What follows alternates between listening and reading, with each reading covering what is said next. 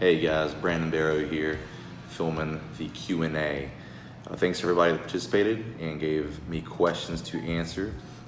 Got some really good questions. So this is the first one that I have done. So we'll see how it goes. I am no guru. I do not know everything. The questions that I have, I'm gonna answer to my best of my knowledge, from what I've experienced from training, competing, and these questions, just from my experience, this is what I've gained. So I'm hoping to teach somebody something that they don't know. So let's get this started. Just to know a little bit of my background, my name is Brandon Barrow. I am 27 years old. I am from Southern Virginia in a small town. I now live in Ashburn, Virginia, which is Northern Virginia, right down the road from DC. So, first question that I have is, who and what inspired me to start bodybuilding, and at what age? When I was 7 years old is when I first started exercising. What a lot of people don't know about me is that I did not grow up with a father figure.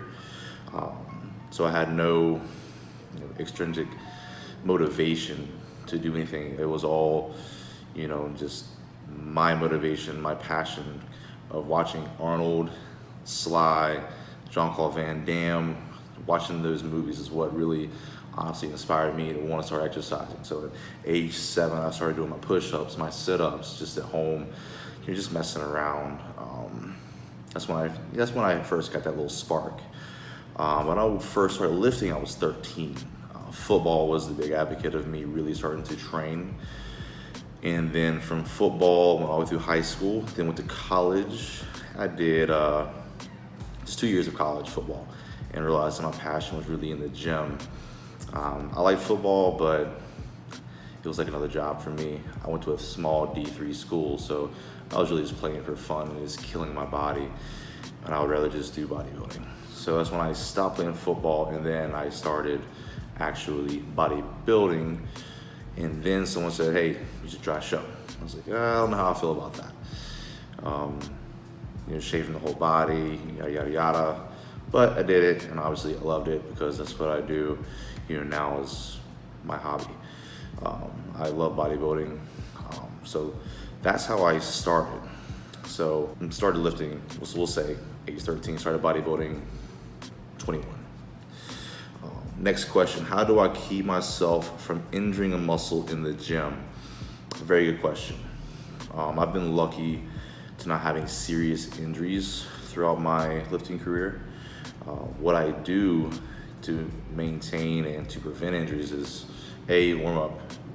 We all hate doing it. We all hate going in there and doing a dynamic warm up, stretching before, but it has to be done, because if you don't do that, your risk of injury is going to be much higher. And also what I do is I do get regular deep tissue massages. That is what really helps keep my body working the way that it does and not get any injuries or any serious injuries. So I go right now twice a week to see my sports massage therapist, and they work on me. They do cupping, Graston, and they'll work on what problem areas I do have, so that keeps me training hard. So if you're really serious about it, definitely find a sports massage therapist that you can go to regularly, just to keep your body running tip-top shape, because you don't want to miss any edges, especially if you're competing, you're getting close to a show. You want to make sure your body's in the best shape possible. Next question, do I work from home? So I work in sales, so I have a lot of freedom, which is good. So I work from home probably once to twice a week. So the rest of the days I'm either in the office or I'm out in the field, going to businesses. So it's a little bit of both, but it's a lot of traveling, where I'm at. But I do get the privilege of working from home a couple of days a week, and those are the days I'm more active on social media. Next question. What is my favorite exercise for more full-looking biceps? the go-to exercise for more full-looking biceps is we're not talking about peak, because I don't have a bicep peak, unfortunately. For more full-looking biceps, it's the regular barbell curl. I've done it my whole life. So barbell curl, there's really no exercise is better than that for an overall, bigger bicep. Next question. Who have I learned the most from in the industry? It's a good question. I look up to a lot of guys in the industry, and I'll watch their YouTubes regularly, or I will follow their social media very closely. Fuad Abiyad here recently is one that I've been following, listening to his podcast, listening to his YouTube videos. He is a very smart guy. He's been in the industry a lot in terms of bodybuilding. And I've also learned a ton from my coach, Andrew Vu. I've learned a ton from him just in the year that I've been working with him. If you want to follow somebody just for overall information, Fuad Abiyad is really, really good. He's no bullshit. He's straight to the point. He will not sugarcoat anything. He tells you how it is. Next question. What is my favorite stack while bulking? And I also got another question, what are the best supplements to take? So I'm kind of going to put these together. My favorite supplements while bulking is more food. That's the prep in me talking at the moment because I'm hungry. But no, so depending on your age, if you're a teenager, well, even low 20s, and you're bulking, one thing that I did use that helped me a lot was gainers, because it is hard to eat that much whole food. So what I did use, I think it was Cyto Gainer by Muscle Milk back in the day. I love that. It's a lean gainer, it had like 500-600 calories per shake, and I'll drink that probably twice a day on top of my regular food. Other than that, it's pretty straightforward. Always take a multivitamin, glutamine for recovery, creatine for more ATP for energy to help you build more muscle. Pre-workout is not a necessity. I personally like it. I'm not gonna say that that is something you need, but if you work long hours, work out after you work, if it's not gonna mess with your sleep, pre-workout is not a bad thing to have on your side. Just try not to get addicted and dependent on it. Other than that, those are just the simple ones. Fish oil, you always want to take a fish oil. You just want to make sure you have your full vitamin and mineral spectrum down. And then from there, protein powder after you work out is going to be beneficial. If you're looking to gain, a carb powder like Glycoject, Carbolin is also good to drink while you're working out if you're looking to gain. So those are just the basics. Next question. I want to build my caps on my shoulders. What are some good rear delt and front delt lifts for mass? So if you want to build your caps on your shoulders, I would really recommend focusing on the medial delts. So that's going to be a ton of lateral raises, whether it be dumbbell, cable, machine. If you really want to get that cap, that's one thing you really want to focus on.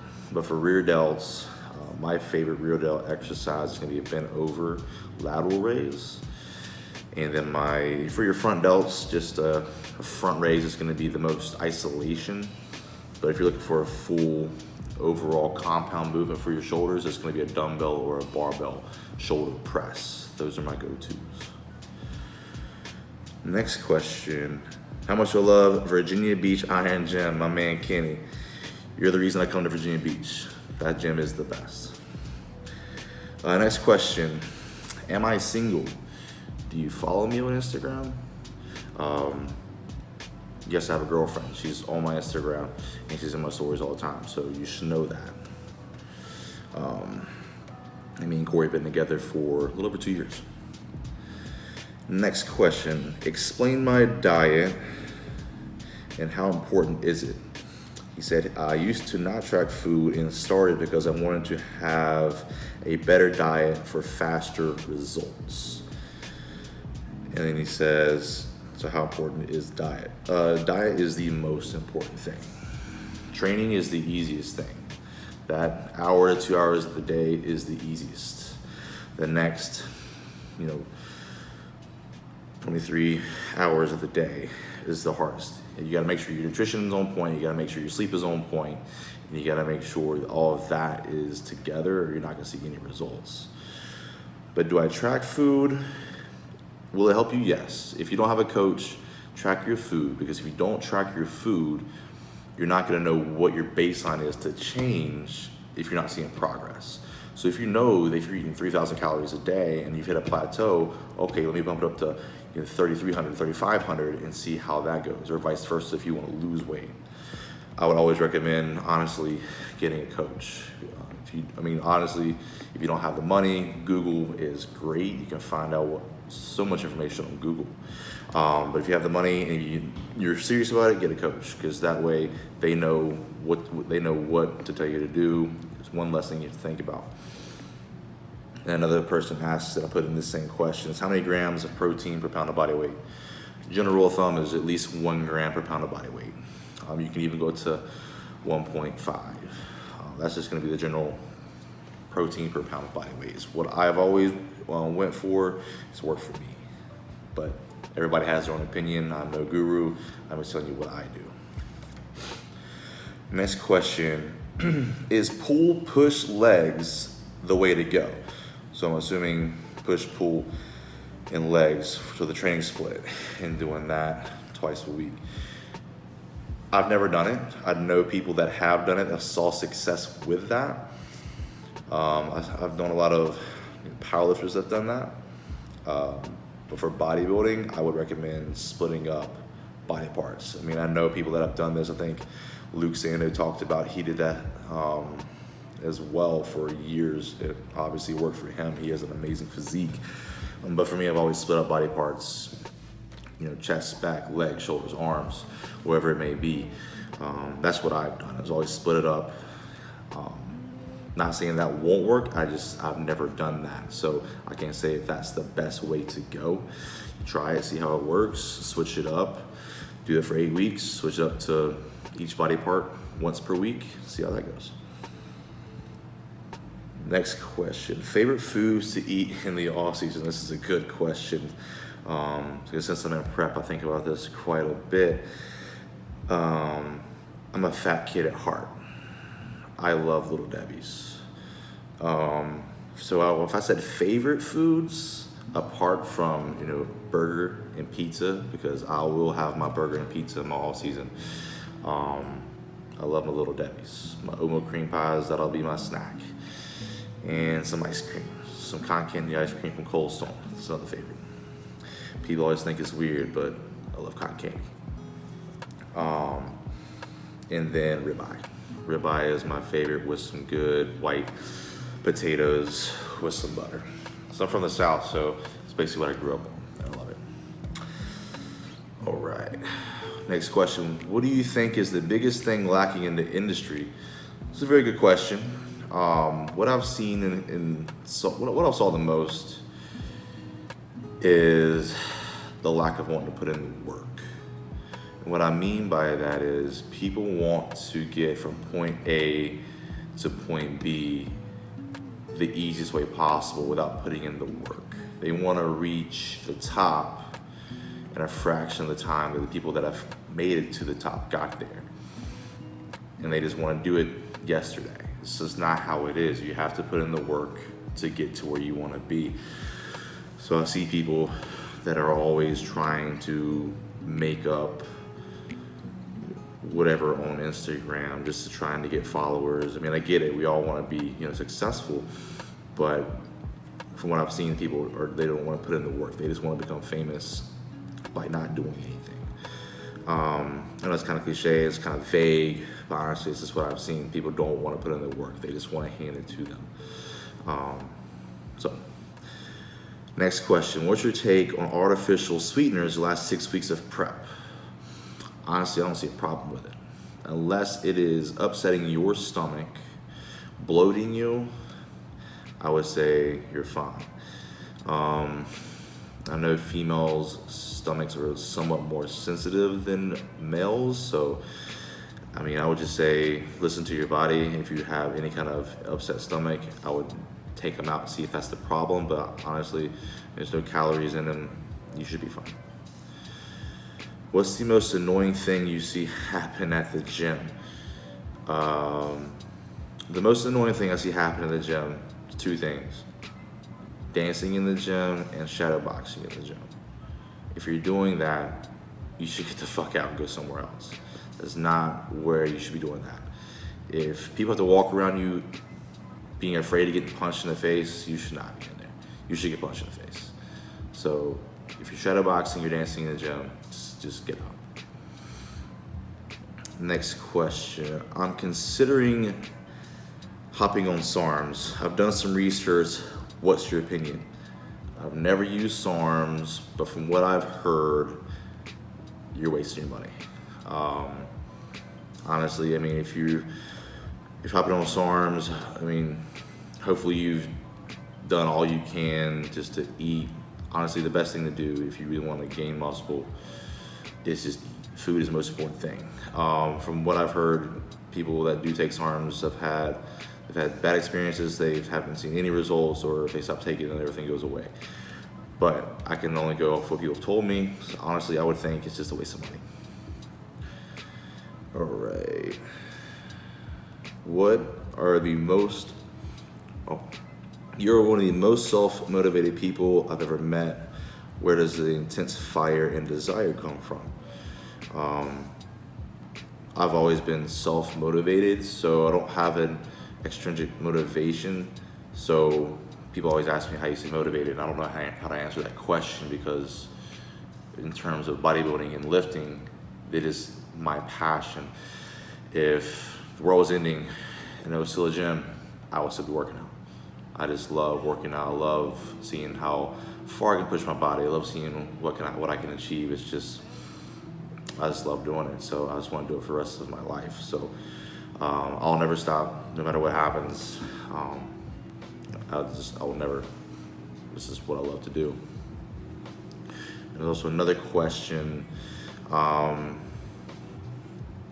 So I've taken my physique as far as I can go naturally in the NPC. I have conditioning, I have symmetry, but I can't seem to outsize the guys. I've told myself I'll never go to the dark side. What is the best thing for me to do?